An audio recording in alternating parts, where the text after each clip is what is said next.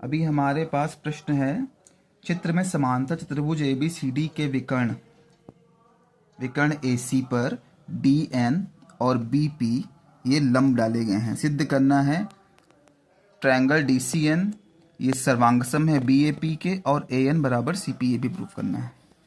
तो given information लिखेंगे पहले।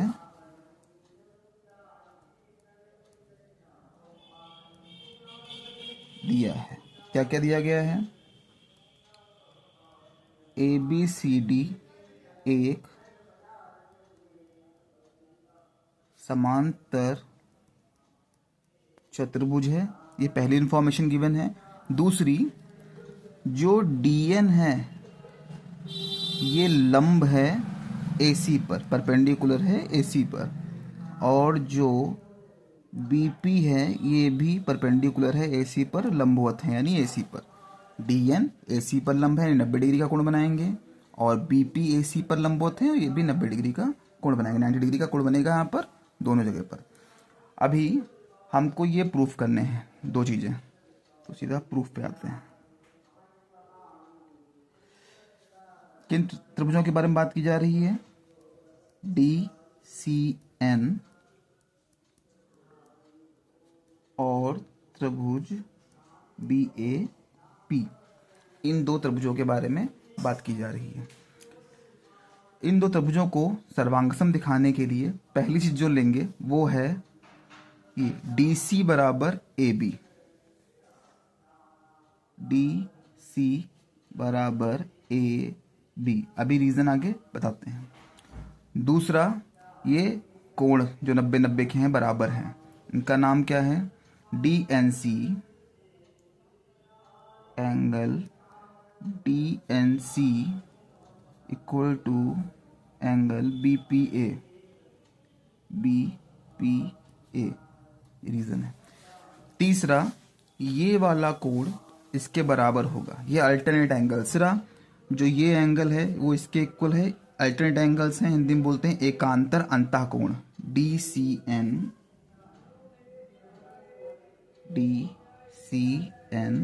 इक्वल है BAP के। अब यहाँ रीजन डाल देते हैं। ये क्यों इक्वल हैं, बराबर क्यों हैं? क्योंकि ये समांतर चतुर्भुज की सम्मुख भुजाएं हैं। समांतर चतुर्भुज की सम्मुख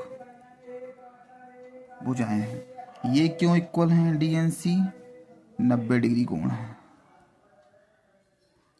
ये क्यों इक्वल हैं? क्योंकि ये एकांतर अंतःकोण है, एकांतर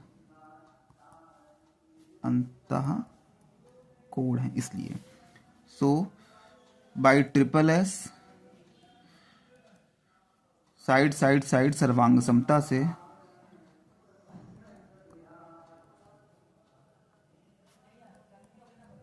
हमारे जो दो त्रिभुज थे DCN ये सर्वांगसम हो गए BAP के। तो पहला तो इस तरह से ये प्रूफ हो गया। ये था फर्स्ट पॉइंट हमारा। अभी बात करेंगे सेकंड पॉइंट की। सेकंड पॉइंट में कह रहे हैं AN को CP के बराबर दिखाना है। ये है AN, ये है CP, मतलब इस त्रिभुज के बारे में बात हो रही है, इन दो त्रिभुजों के बारे में। इन दो त्रिभुजों को ले लेते हैं, इन दो त्रिभुजों का नाम लेते हैं ADN और BCP। ADN और त्रिभुज BCP में इन दो त्रिभुजों के बारे में बात करते हैं। अब इनको कैसे सर्वांगसम दिखाएंगे? ये भुजा इसके बराबर है, AD बराबर BC, AD बराबर BC।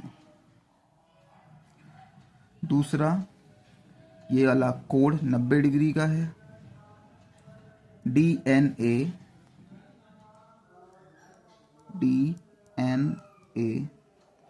बराबर हुआ BPC के।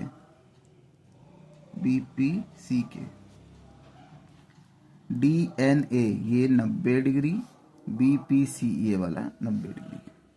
और तीसरी चीज जो इसमें बराबर होगी वो होगा ये वाला कोण इसके बराबर होगा, वो भी एकांतर अंतः कोण, वही अल्टरनेट एंगल्स होंगे। अगर हम DAN बराबर BCP रीजन डाल देते हैं। ये क्यों इक्वल है? क्योंकि ये समांतर चतुर्भुज की सम्मुख भुजाएं हैं। ये क्यों है? क्योंकि ये 90 डिग्री कोण है, 90 डिग्री बनेंगे जाके। और ये क्यों है? क्योंकि एकांतर अंतः कोण है, एकांतर अंतः कोण है।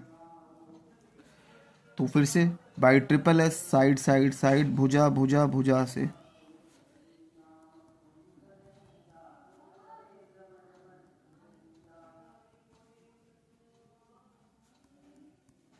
सर्वांग समता से कौन से दो त्रिभुज सर्वांग सम हुए?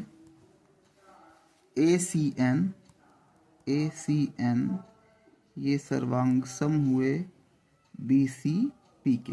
अगर ये दो त्रिभुज सर्वांग सम हैं, अगर ये दो त्रिभुज यहाँ सर्वांग, तो अगर हम आते हैं, ये दोनों सर्वांग सम त्रिभुज हो गए हैं।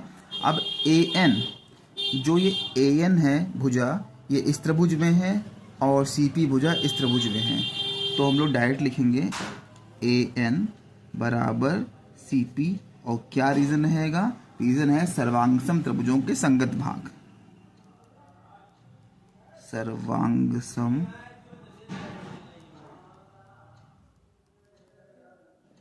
त्रिभुजों के संगत भाग, इंग्लिश में corresponding part of congruent triangles, या शॉर्टकट में CPCT लिखते हैं। इस तरह से हमारा यह प्रश्न पूरा होता है।